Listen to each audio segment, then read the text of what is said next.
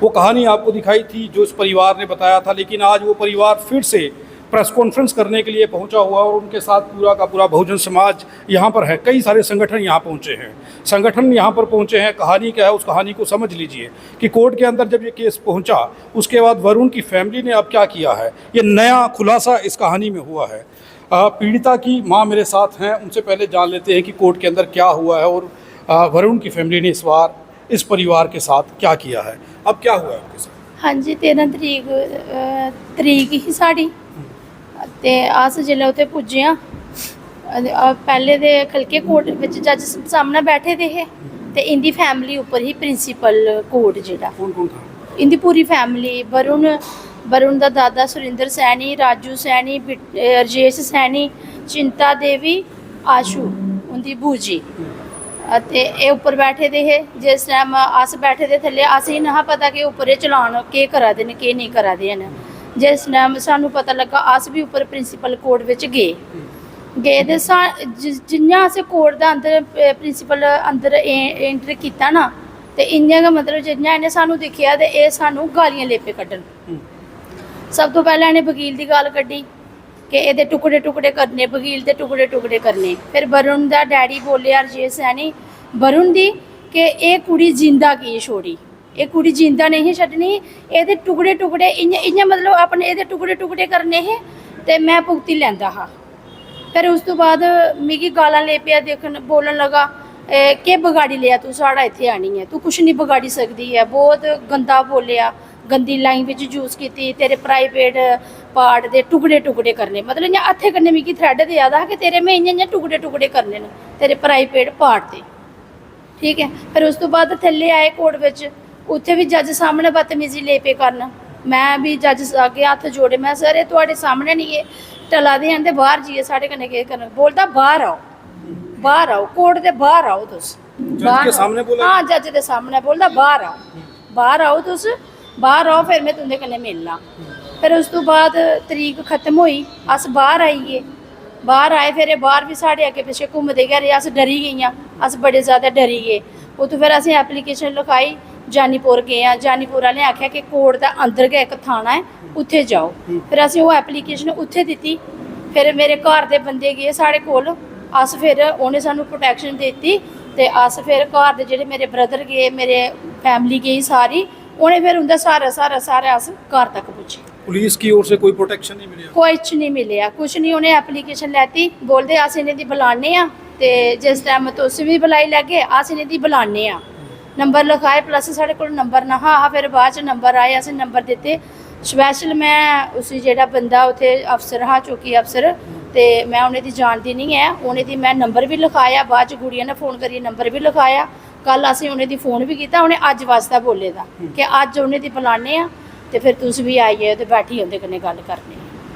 ये कहानी को समझिए कि कोर्ट के अंदर अब ऐसी वारदातें होने लगी हैं। कोर्ट के अंदर धमकियां, वकील को काटने की बात, जो विक्टिम है उसके परिवार को और उसकी मां को, दोनों को मारने की धमकी, ये सनसनीखेज खुलासा हुआ है कोर्ट के अंदर। जज के सामने ये चीज़ें हुई हैं।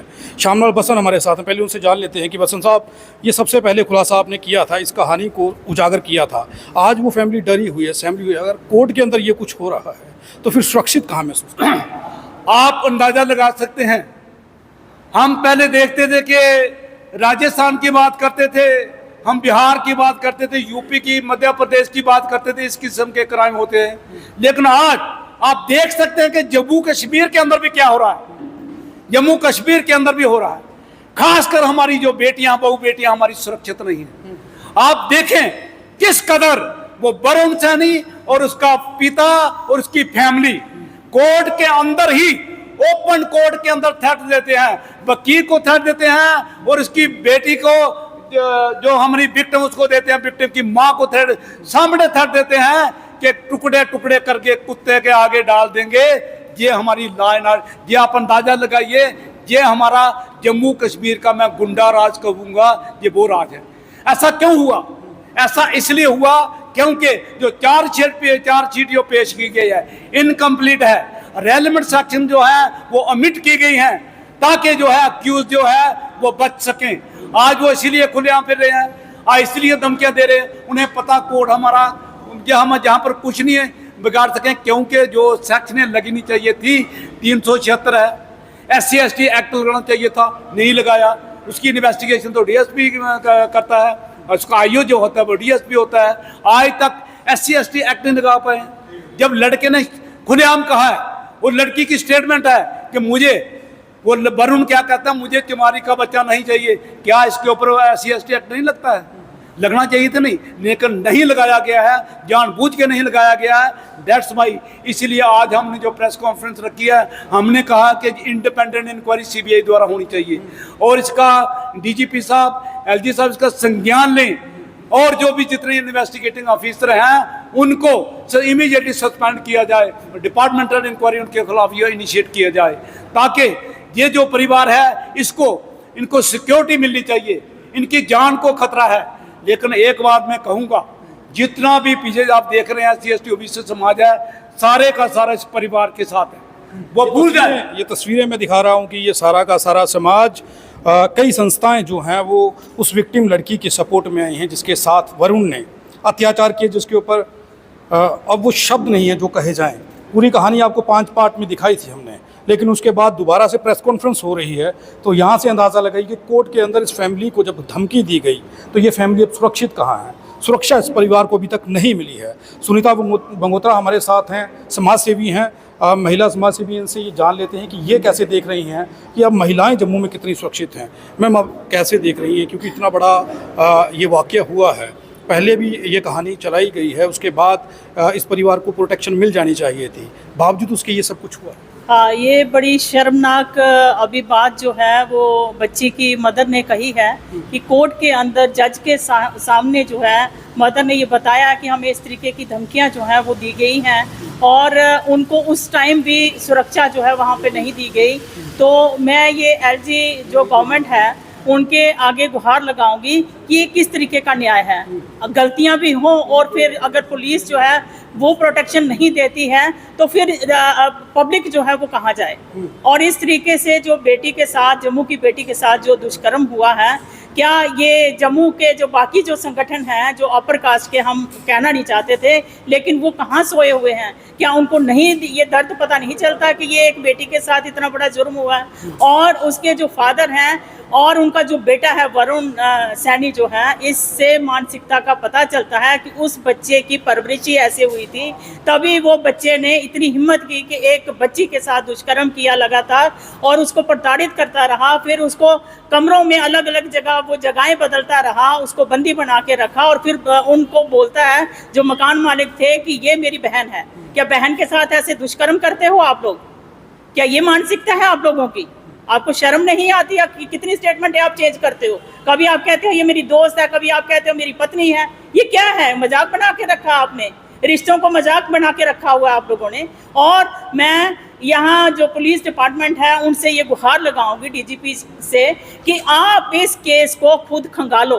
और ये 4 महीने हो गए, ये मई में रजिस्टर हुआ था ये केस FIR। उसके बाद ये जो बच्चा जो है सामने जो है, उसके वो बच्चा कहाँ है, कहाँ उसको दफनाया गया? क्या आपने कभी सुना है कि किसी लेडी की इस तरीके से डिलीवरी होती है? और उसको वॉटिव जो पिल्स जो होते हैं वो ज़बरदस्ती उसके मुंह में ठोसे गए हैं, जबकि वो बच्ची नहीं चाहती थी। कोई माँ जो जब उसके पेट में बच्चा जाता है वो नहीं चाहती कि मैं उसको अबॉर्शन करके वो मेरे सामने तड़पे बच्चा, कोई माँ ऐसा नहीं चाहती। ये बहुत दर्दनाक और असहनीय केस है जो कि पूरे भारतवर्ष को हिला सकता है इस बात से कि ऐसे भी हो सकता है कि कोई जो महिला जो है वो तड़प रही है पीड़ा से, और उसको बाहर से उसका जो वो दावा कर रहा है मैं उसका हस्बैंड हूँ, उसको लॉक करके चला जाए। वो पानी के लिए तड़पी है वो बेटी हमारी, और वो बाथरूम में वो किस तरीके से पहुंची है, जाके वो बच्चा डिलीवर हुआ है। उसके बाद वो आता है, जब उसने फ़ोन किया है किसी को, जो मैंने स्टोरी सुनी है, बेटी ने खुद कहा है, और फिर उसका नाड़ू जो है वो ब्लेड के साथ काटा गया। कभी सुना है आपने ऐसा? क्या ये जज साहिब से मैं ये गुहार लगाऊंगी, क्या आपने ऐसा केस सुना है? आपकी भी बेटियां होंगी। ये बहुत शर्मनाक केस है, और इस केस का संज्ञान जो है बीजेपी गवर्नमेंट ये बोलती है बेटी बचाओ बेटी पढ़ाओ का नारा आपकी खोखले नारे हैं। इस बेटी को न्याय मिलना चाहिए, इसके लिए हम गुहार जो है वो LG गवर्नमेंट से लगाते हैं कि इसका संज्ञान लें, और जो इन्वेस्टिगेटिंग टीम है आपकी, जो पुलिस के ऑफिसर्स हैं, उनको इमीडिएट सस्पेंड किया जाए। इमीडिएट सस्पेंड एक किया बड़ी जाए। मांग की गई है कि जो पुलिस ऑफिसर इस केस की इन्वेस्टिगेशन कर रहे थे उन्हें सस्पेंड किया जाए और सीबीआई को ये केस सौंपा जाए ताकि इसकी जांच जो है वो सही से हो सके। और रोशनी, आप एक लड़की हैं और आप कैसे देख रही हैं जम्मू में ऐसे हालात बन रहे हैं? मैं कहना चाहूँगी कि मुझे बड़ी शर्म से कहना पड़ रहा है कि हमारे प्रशासन के सामने कि ये हालत है हमारे नया जम्मू कश्मीर। आप जो बातें करते हैं कि नया जम्मू कश्मीर बन चुका है, 2014 के बाद जो है डेवलपमेंट हुई है, ये डेवलपमेंट हुई है हमारा जम्मू कश्मीर नया जम्मू कश्मीर नहीं, ये यूपी बिहार जैसा बन गया है। यहाँ शरेआम गुंडागर्दी हो रही है, शरेआम यहाँ पे बच्चों के साथ अत्याचार आए हैं, जाति प्रताड़ना हो रही है, लेकिन हमारा जो प्रशासन है कहीं ना कहीं वो सोया हुआ है। मैं ये भी कहना चाहूँगी कि प्रशासन में उन लोगों के ही आगे बंदे बैठे हुए हैं जो आगे जो है प्रॉपर इन्वेस्टिगेशन होने में रोक लगाते हैं। जो आप देख रहे हैं वो आपने अगर क्लोज करके देखा होगा इस इमेज को, बच्चा जो है डिलीवर हो चुका था, वो एक बेटी या एक पत्नी जो थी उस चीज़ को नहीं सहन करी थी, वो एक माँ सहन कर रही थी, वो एक वरुण सैनी के सामने गुहार लगा रही थी कि मुझे तेरा साथ नहीं चाहिए, मुझे मेरे बच्चे का साथ चाहिए और मेरे बच्चे को जो है मुझे सुरक्षित छोड़ दो, मेरे बच्चे को सुरक्षित छोड़ दो। लेकिन न्याय क्यों नहीं हो रहा है?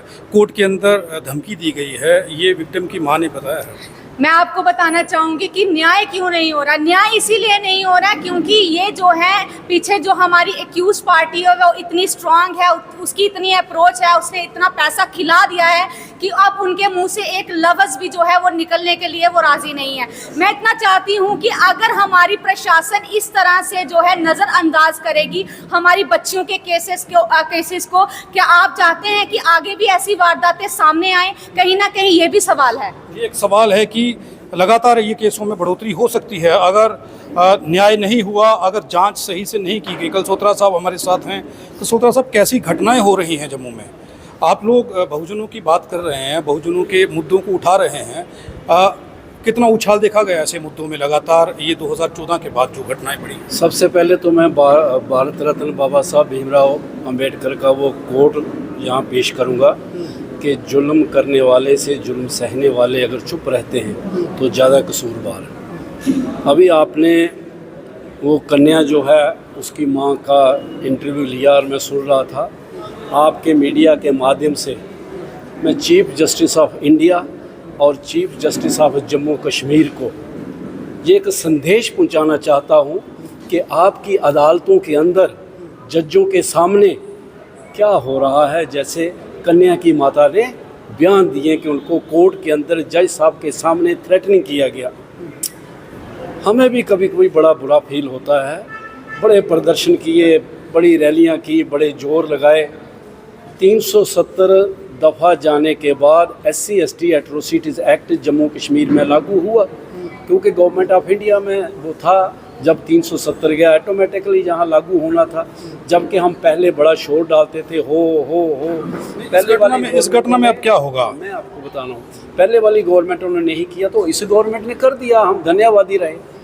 100 से ज़्यादा केस SC/ST एट्रोसिटीज़ एक्ट में जम्मू कश्मीर में दाखिल हो चुका है। पहले तो पुलिस जो है, एडमिनिस्ट्रेशन जो है वो FIR नहीं लगती, उसके लिए प्रदर्शन करना पड़ता है। ये मग्गोवली गांव में दिन दिहाड़े अटैक किया गया, लोगों ने, रिपोर्ट नहीं हो रही थी। 5-7 दिन के बाद प्रदर्शन हुए तब जाके वो रिपोर्ट लगी। हुआ क्या कि जजों ने जो फैसले देने होते हैं, जहाँ जो पुलिस इन्वेस्टिगेशन करती है वो पूरी नहीं करती, उसमें से वो जानबूझ के वो लैप्स लूप होल छोड़ देती है जिससे जज सजा देंगे। तो जो केस देखा आपने इस बच्ची का कि लिंचिंग शब्द हमने सुना था, लिंचिंग शब्द पर खासकर भारत देश में हिंदुओं ने बहुत बड़े प्रोटेस्ट किए और जम्मू कश्मीर में भी किए। तो ये शेड्यूल्ड कास्ट बच्ची को क्या समझा है उन हिंदुओं ने? अभी तक 4 महीने का केस हुआ है। श्याम बसंत जी ने बहुत से प्रोटेस्ट भी किए, रोड पर किए, आपने कवर भी किए, लेकिन अभी तक कोई भी ऐसा संगठन सामने नहीं आया। इसका मतलब है कि वो वरुण सैनी जिसने उस लड़की के साथ रिलेशन बनाए, उसको गुमराह करके ये बताया कि शादी हो गई है, और वो सब कुछ वकील इन्वॉल्व है उसके अंदर।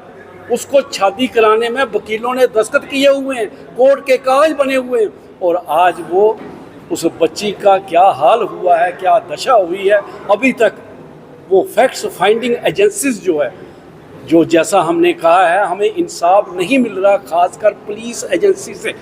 लिहाजा हम जो एलजी है सरकार का, डायरेक्टर जनरल पुलिस है, और ख़ासकर अदालत, चीफ जस्टिस ऑफ इंडिया और chief justice of Jammu Kashmir ji को भी हम ये आज बताना चाहते हैं कि हमारा इंसाफ, हमारे लिए ख़ासकर इंसाफ कहाँ खड़ा है। बहुत ज्यादतियाँ हो रही हैं, इसका मुकाबला किया जाएगा। ये जो बातें हैं ये लोगों के साथ अवेयर की जाएंगी, अपने समाज को एजुकेट और अवेयर किया जाएगा, और ये भी कहा जाएगा कि अगर आंदोलनों की ज़रूरत पड़े अपने समाज की रक्षा करने के लिए तो सब लोगों को इकट्ठा होकर बाहर आ जाना चाहिए।